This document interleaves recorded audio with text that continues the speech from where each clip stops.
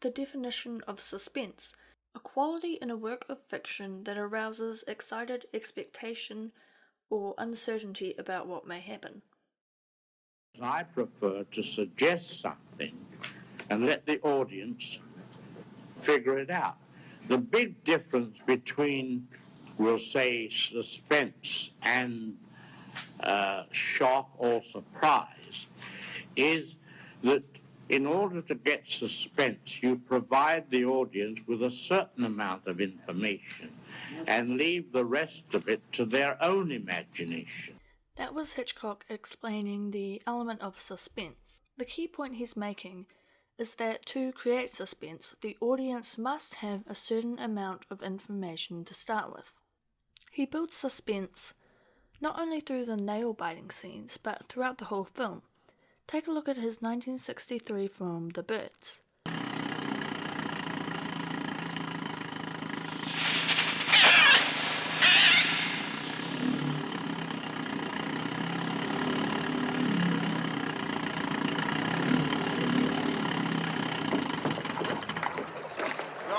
Yes, I think so. What do you suppose made it do that? That's the damnedest thing I ever saw. I don't know. It seemed to swoop down at you deliberately.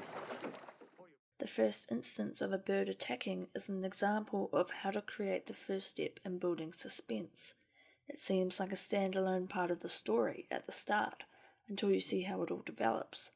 This is an example of the way Hitchcock develops suspense that travels through the 3 acts of the story. He uses his certain information technique to create subconscious suspense from the get-go.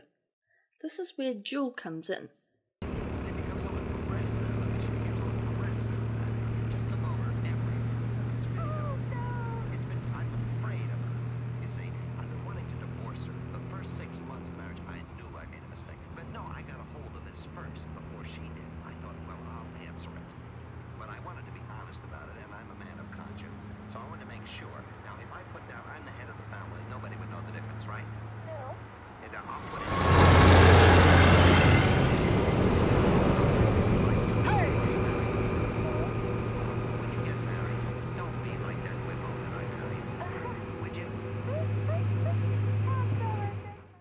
Spielberg used this technique when the truck passes David Mann and then slows down to its normal speed. An act that doesn't evoke an emotion from the audience, just a subconscious thought that something isn't right. This tool has been used in many of Hitchcock's films, from Vertigo, North by Northwest, and Spellbound, to name a few. The most successful TV movie of all time is a film with comparison to those of Hitchcock. On the surface, it may seem like a man versus machine thriller, yet when we take a closer look, Spielberg has used the quality of suspense in a way that takes inspiration from the master himself without diminishing his own work. Like Pablo Picasso said, good artists copy, great artists steal.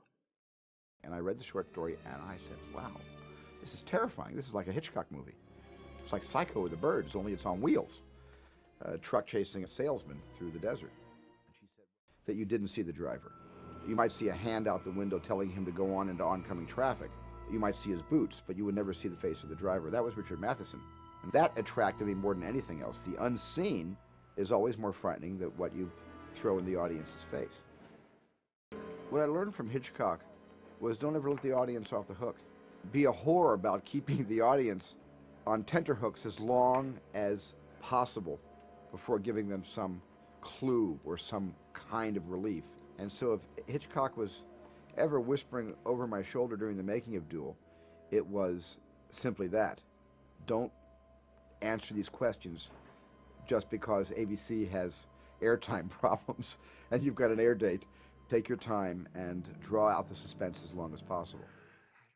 What Spielberg says about holding on to the suspense as long as possible is what made his film stand out.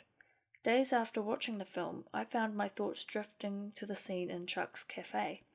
The way the camera pans between different suspects and tilts from their boots to their face stuck with me. You are in David Mann's head. You, as an audience member, are so strung with suspense as to who the truck driver is that you become so involved without even realizing. In Francois Truffaut's book Hitchcock/Truffaut, Hitchcock explains, "The more successful the villain, the more successful the picture." Some of his more remarkable or successful villains include humans and nature itself. What if your motel clerk was a serial killer? What if the birds did randomly start to attack? These questions are what remain with the audience afterwards.